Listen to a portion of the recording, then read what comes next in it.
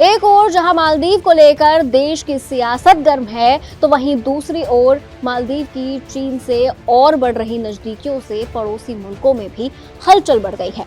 PM Modi के खिलाफ मालदीव के 3 मंत्रियों ने सोशल मीडिया पर टिप्पणी की, तो वहां की सरकार ने तीनों को निलंबित कर दिया। वहां के राष्ट्रपति ने लीपापोती शुरू कर दी। इस बीच भारत ने दिल्ली में मालदीव के राजदूत इब्राहिम को तलब कर अपनी चिंता जताई।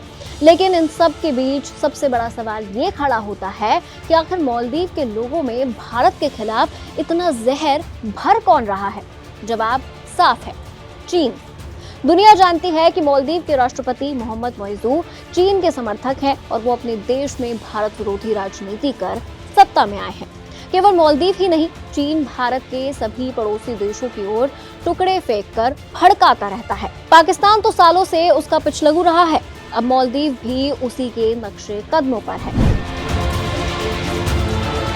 भारत की देखा देख चीन भी मालदीव में लगातार निवेश बढ़ा रहा है। उसने भी मालदीव में अरबों डॉलर का निवेश किया है, जिससे भारत को पीछे छोड़ा जा सके। मालदीव की राजधानी माले में चीन के 83 करोड़ डॉलर से ही एयरपोर्ट बनाया गया है। पहले मालदीव के एयरपोर्ट की देखभाल का जिम्मा भारतीय कंपनी के पास था, अब इसे चीन की कंपनी को दे दिया गया है। मालदीव से पहले चीन भारत के पड़ोसी मुल्क नेपाल को भी लुभाता रहा है। नेपाल में ड्रैगन कई प्रोजेक्ट पर काम शुरू कर चुका है।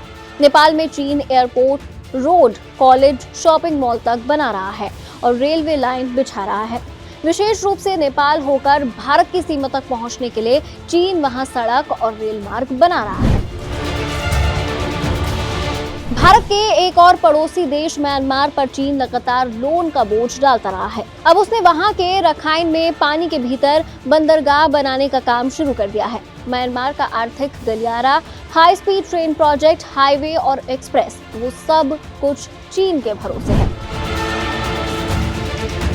बांग्लादेश के साथ भी चीन कुछ ऐसा ही कर रहा है।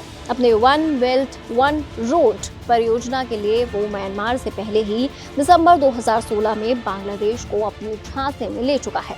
वहां पायरा बंदरगाह भी 600 मिलियन अमेरिकी डॉलर के निवेश से चीनी कंपनियां ही बना रही हैं। बात चीन के पिछलगू पाकिस्तान की, तो भारत के खिलाफ किसी भी पाकिस्तानी गतिविधि में कहीं ना कहीं चीन का हाथ रहता है। पाकिस्तान के बलूचिस्तान में ग्वादर पोर्ट इसका गवाह है कि चीन के आगे उसकी एक नहीं चलती। वन बेल्ट वन रोड परियोजना के तहत ये पोर्ट बनाया जा रहा है। इसके लिए पाकिस्तान को चीन के 10 अरब डॉलर का कर्ज दिया गया है। वहीं चीन पाकिस्तान आर्थिक गलियारे के नाम पर चीन उस पर 62 अरब डॉलर के कर्ज का बोझ डाल चुका है। वहीं चीन ने one belt one road project के लिए श्रीलंका में भी अरबों डॉलर का निवेश किया है। पहले तो चीन ने वहां के बंदरगाह विकसित करने के नाम पर लिए और फिर उन पर कब्जा कर लिया।